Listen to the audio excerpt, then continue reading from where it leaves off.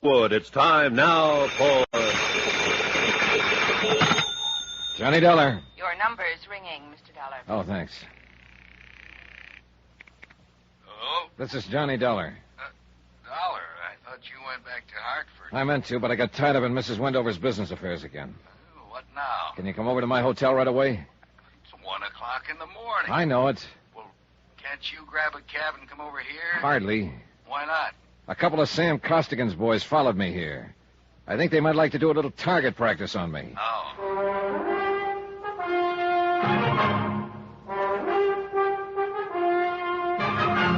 Tonight, and every weekday night, Bob Bailey in the transcribed adventures of the man with the action-packed expense account, America's fabulous freelance insurance investigator. Yours truly, Johnny Dollar.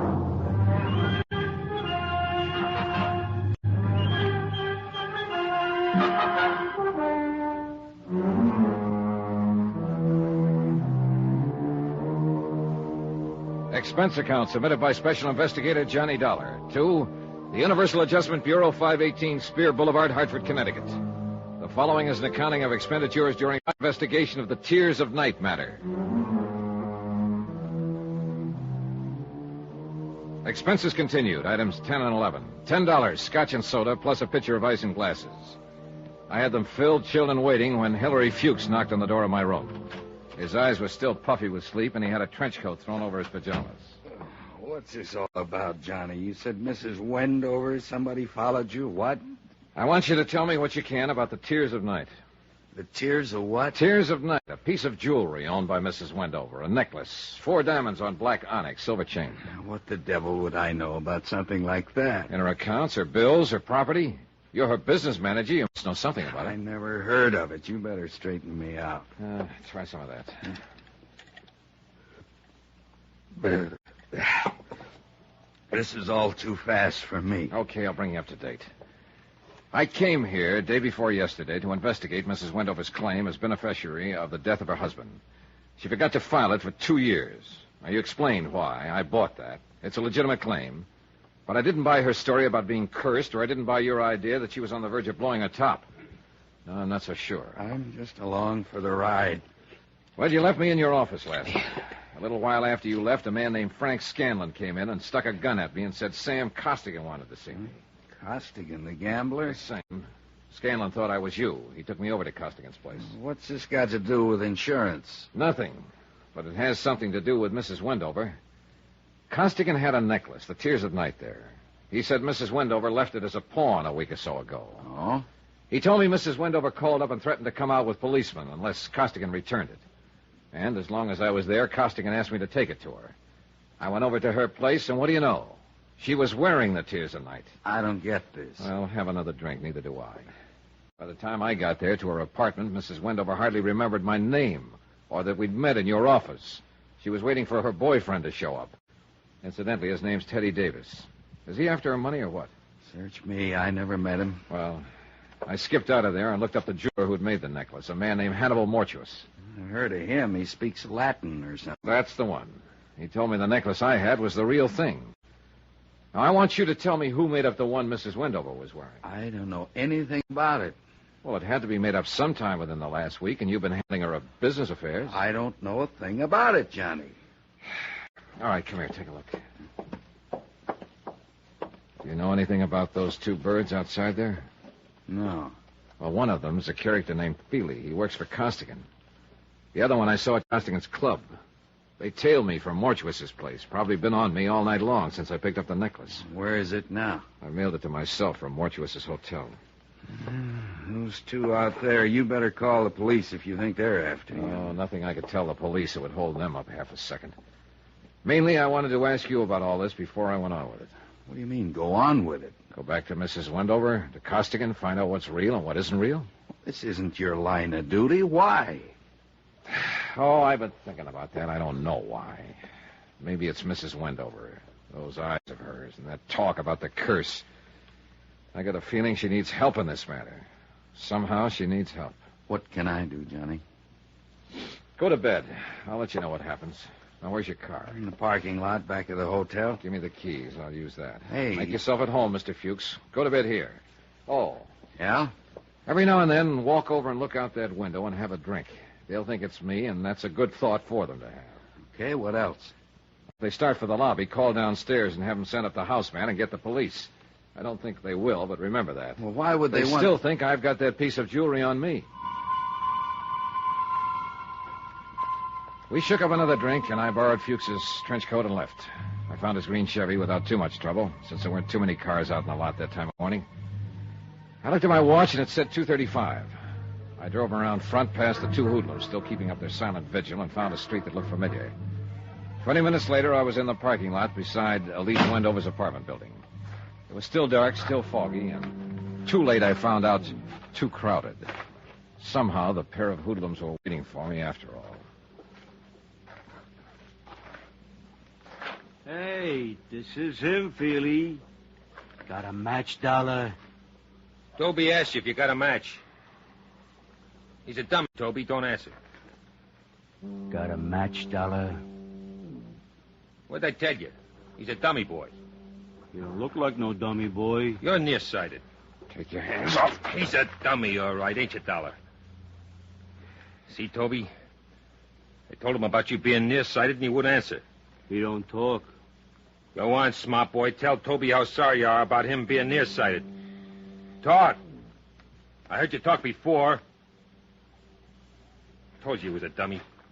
Hey, tell me something, dummy. All insurance guys like you? Toby asked you a question. He wants to know if all insurance guys are like you. I don't like him. We asked questions, and he ain't told us nothing. Hey, maybe we find out something went through his pockets, huh? Yeah. Even a dummy's got pockets. Ain't that right, dummy? Hold him, Toby. Yeah. All right, boys, you played the scene good, and I'll see what I can do for you, but I haven't got the necklace. Hey, he talks. Yeah, you make him talk again, Toby. Now, don't make him talk too much. We know if the stuff ain't on him, it's in his room. We can pick it up any time. Oh. That's it. Easy, Toby, easy.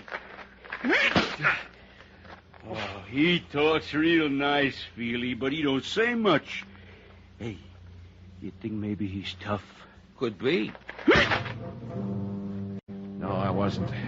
And I didn't feel like talking in that quiet little parking lot where the only noise was them pounding on me. I told them I didn't have the necklace anymore, but they didn't care about that. They wanted to find out the hard way for me.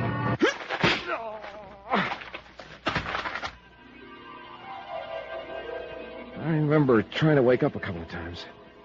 I dreamed I was driving along in a big Cadillac. Frank Scanlon was on one side of me, Sam Costigan on the other. Hannibal Mortuus was in the front seat. He had his jeweler's glass out, looking at the tiers of night. I tried to see who was behind the steering wheel, and I gave that up because the steering wheel was a roulette wheel. Then we had a blowout, and the whole car vanished with everybody screaming, "Demortuus, Demortuus." Somewhere around 6 in the morning, I began to get a feeling, several feelings, and all of them hurt. It just turned dawn, and I rolled over on my side to watch a man who hadn't seen me step into his car with a fresh shave and a fishing pole, pull out of the lot and disappear. Somewhere, vaguely, I heard the sounds of early morning traffic. A streetcar clanged somewhere. Nothing much happened for a while. Then it came to me it might be a good idea to get on my feet and find a telephone and get hold of a doctor and see how long I had to live. Somehow I managed by holding onto a fence and stumbling against cars to make the front entrance to Elise Wendover's house. I made the elevator, self-serviced my way up to the 9th floor, and staggered toward 913.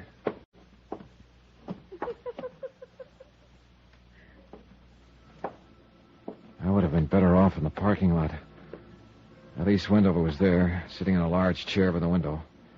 She still wore the black strapless dress and urban piece she'd had on the night before. The drapes were drawn, the door was slightly open. Light from the hall seeped in. She had a telephone on her lap. The receiver was off, held idly in one hand. She looked at me. But she was looking at nothing. Hello. Hello. Oh, Mr. Dollar, it's you. You've been in an accident. You're hurt. I don't think you'll need this. Oh. Well, then, Mr. Dollar. Well, then. I suppose you've met some people tonight who know a great deal about me. A gambler? A jeweler? Did they tell you about Teddy Davis? He's really a dear, Mr. Dollar. Quite the nicest boy I've met since Noah died on the boat. Noah and I had so many things together, Mr. Dollar. I do think he enjoyed being alive with me. I mean, I cried when Noah died. I really did. I cried like a little baby. Of course, I cried when I heard my brother was killed in Korea and when Daddy died in his office with a heart attack. I shouldn't really cry anymore. I mean, after all, I am cursed. I told you that. Yes, I told you I didn't believe it. There's no such thing. But there is. You'll see. Mrs. Wendover. No, I have Teddy. He's really a dear. I do think he will be a very prominent artist someday. He paints. You know? Teddy asked me to marry him tonight. That's nice. You marry him. And Teddy isn't interested in my money. Could you believe that? What is my... I can't seem to get my tongue adjusted to my mouth. Did that ever happen to you, Mr. Dollar? Yes, sometimes. Perhaps I should see a correctionist. I'm glad you came by again, Mr. Dollar. I told you once that sometimes it means an awfully lot to speak to someone. Mr. Costigan. Mr. What about Mr. Costigan? Later. I know it must be strange to you, but some people live for nothing but money, and some people die for it. Stop it! Now tell me what's happened. Tell me what's happened so I can help you. They do look so funny. They're so very funny. I've seen them count money so often and so much money, and I really believe that is honestly all they live for. Only. She pointed across the darkened room. Her black eyes glistened with no semblance of reason left in them. It took me 5 seconds to find the light switch. Stretched out on the floor of her apartment. They look funny, all right. Feely and Toby. Both of them as dead as you can get.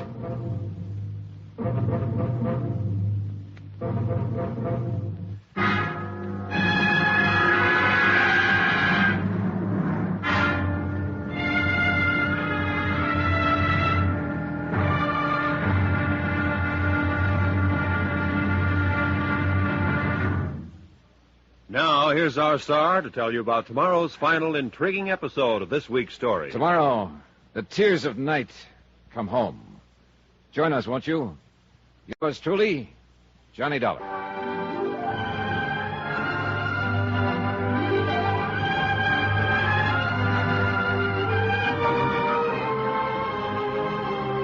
Yours truly, Johnny Dollar, starring Bob Bailey, is transcribed in Hollywood. Written by John Dawson, it is produced and directed by Jack Johnstone. Be sure to join us tomorrow night, same time and station, for the next exciting episode of Yours truly, Johnny Dollar. Roy Rowan speaking.